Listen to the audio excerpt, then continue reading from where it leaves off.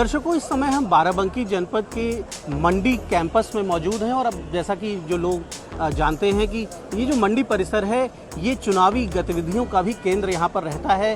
Polling पार्टियाँ पहले कभी जीआईसी से रवाना होती थी, अब यहीं से रवाना होती हैं और उसके बाद यहीं पर लाके फिर ईवीएम भी सुरक्षित किए जाते हैं। हमारे साथ बाराबंकी के पुलिस अधीक्षक महोदय मौजूद हैं और हम उनसे जानना चाहेंगे कि हमारे सारे वोटर्स, मैक्सिमम वोटर्स बिना किसी डर के, बिना किसी संकोच के अपने घरों से निकलें और अपने वोटिंग राइट का इस्तेमाल करें। उसके लिए सुरक्षा का क्या प्रबंध है? कप्तान साहब, बहुत बहुत स्वागत है आपका। सुरक्षा भी एक मन में रहती है लोगों के, जब घर से निकले तो सुरक्षित वापस पहुँचें और वोटिंग सेंटर्स पर जाएँ तो अपना वोट मान सम्मान के साथ वोट दे के अपनी गरिमा के साथ लौट के आएँ। इसको लेकर क्या व्यवस्था है? जहाँ तक बाराबंकी जनपद में मतदान को लेकर सुरक्षा व्यवस्था का प्रश्न है, वो बहुत चाक चौबंद है और अभी तक नामांकन से लेकर के सारी प्रक्रियाएं बिल्कुल शांतिपूर्ण और सौहार्दपूर्ण वातावरण में संपन्न हुई हैं। कहीं पर भी कोई ऐसी स्थिति नहीं दिखी जहां प्रत्याशियों द्वारा या हमारे बाराबंकी जनपद के नागरिकों द्वारा कानून व्यवस्था को कहीं बाधित करने की कोशिश भी की गई। मुझे पूर्ण विश्वास है कि कल बढ़ चढ़ करके मतदान केंद्रों पर मतदान होगा और अधिक से अधिक हमारे बाराबंकी जनपद के नागरिक इस लोकतंत्र के महापर्व में प्रतिभाग करेंगे। सुरक्षा को दृष्टिगत रखते हुए भारी डिप्लॉयमेंट किया गया है और हर थाने में 16 से 17 की संख्या में मोबाइल पार्टियां हो जा रही हैं। सेक्टर मजिस्ट्रेट्स, जोनल मजिस्ट्रेट्स, हमारी क्यूआर टीम, इसके बाद क्लस्टर मोबाइल, थाने मोबाइल, रिजर्व मोबाइल, अतिरिक्त मोबाइल, इसके बाद सीओ साहब की मोबाइल, एडिशनल साहब की मोबाइल, हम सब मोबाइल पर रहेंगे। कहीं भी मुश्किल से 3 से 4 मिनट के टाइम पे फोर्स पहुंच जाए करेगी किसी सूचना पे। और इस बात को लेकर डिटेल में कई बार ब्रीफिंग हो गई है सेक्टर पुलिस अधिकारियों की भी, जोनल पुलिस अधिकारियों की। कल पूरे पुलिस लाइन में सभी की एक से ब्रीफिंग की गई, सभी पॉइंट पर उनको अवगत करा दिया गया है।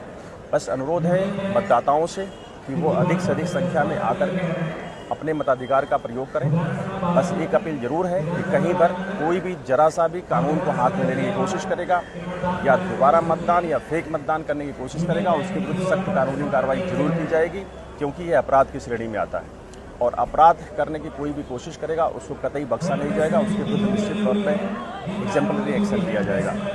कल पूर्ण मतदान की कार्रवाई सकुशल संपन्न करा करके विश्वास है शाम तक सभी व्यक्तियों को सुरक्षित इसी मंडी में हम लोग फिर आएंगे जहां आगे की कार्रवाई हो।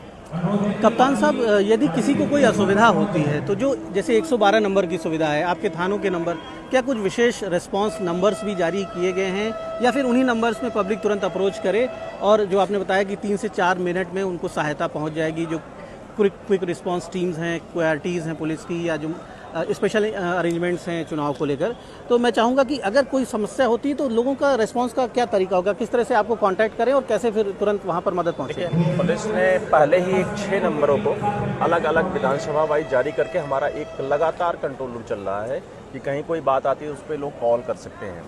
जो आपके 112 नंबर है वो कंटिन्यूस काम कर रहा है, उसमें पीआरबी की संख्या भी बढ़ी हुई है, वो अपने क्षेत्र में रूटीन की तरह मूव कर रही है।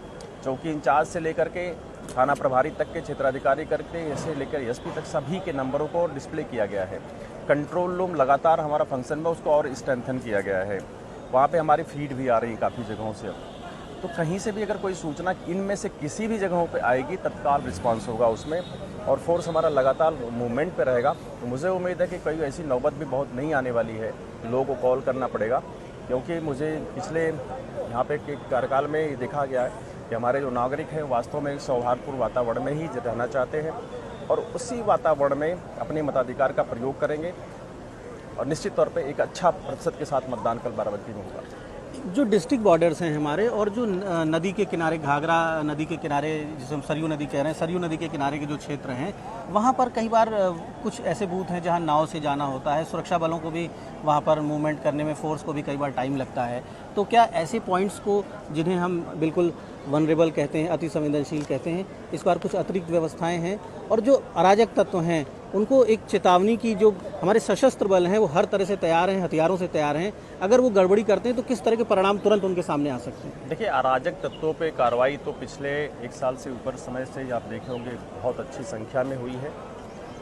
जो भी इस तरह की गतिविधियों में जरा सा भी संदिग्ध रहा है उस पर गैंगस्टर एक्ट के तहत कार्रवाई करके हम लोगों ने प्रॉपर्टी अटैच की, तो वो इस स्थिति में नहीं है कि वो चुनाव को प्रभावित करेंगे। ऐसा अगर सोचते भी होंगे तो आगे उनके साथ बहुत दिक्कत हो जाएगी। और निश्चित तौर पे कानून के दायरे में उन पर कठोर कार्रवाई की जाएगी। रही हमारी घाघरा नदी के उस पार के मतदान केंद्रों की जो बात कर रहे हैं, उसको एक एक मतदान केंद्र को हम और डीएम साहब ने स्वयं जाके देखा है। उनकी पूरी भौगोलिक स्थिति कि हम लोगों के पास एक मेंटल मैपिंग भी है। वहाँ सेक्टर भी हम लोगों ने इस तरह से बनाया है कि छोटे छोटे सेक्टर्स हैं और उस दायरे में रहेंगे। जमका खुज्जी जैसे आपका है वो 2 ही मतदान केंद्रों का हम लोगों ने एक सेक्टर बना रखा है। जो दरियाबाद और टिकैत नगर के जो रामनगर के जो उस पार के मतदान केंद्र हैं उनको भी इसी तरह से और 100% पे CPMF डिप्लॉय की गई है। तो बिल्कुल चांस ही नहीं है कि वहाँ पे कोई इस तरह की चीज़ हो पाएगी और हमारी फोर्स भी लगातार वहाँ पे मूवमेंट पे रहेगी। हमारे जोनल भी उस पार के एक सेपरेट बनाए गए हैं। रिजर्व फोर्स टिकैत नगर पे और दरियाबाद पे रखी गई है।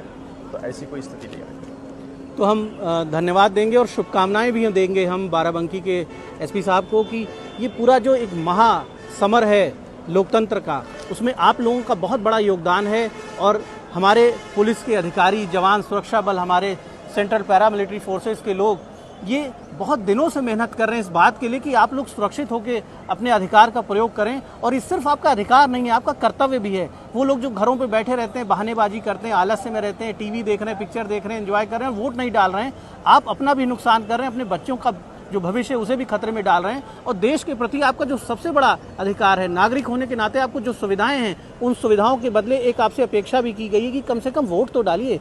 तो ज़रूर निकलिए, वोटिंग परसेंटेज ऊपर हो और हम गर्व से कह सकें कि हमारे लोकसभा क्षेत्र के लोगों ने अधिकतम मतदान किया। पुनः हम धन्यवाद देते हैं एसपी साहब को और आपके सारे प्रयास सफल हों, ऐसी हमारी शुभकामनाएं हैं। बहुत बहुत धन्यवाद कप्तान साहब। बहुत बहुत धन्यवाद।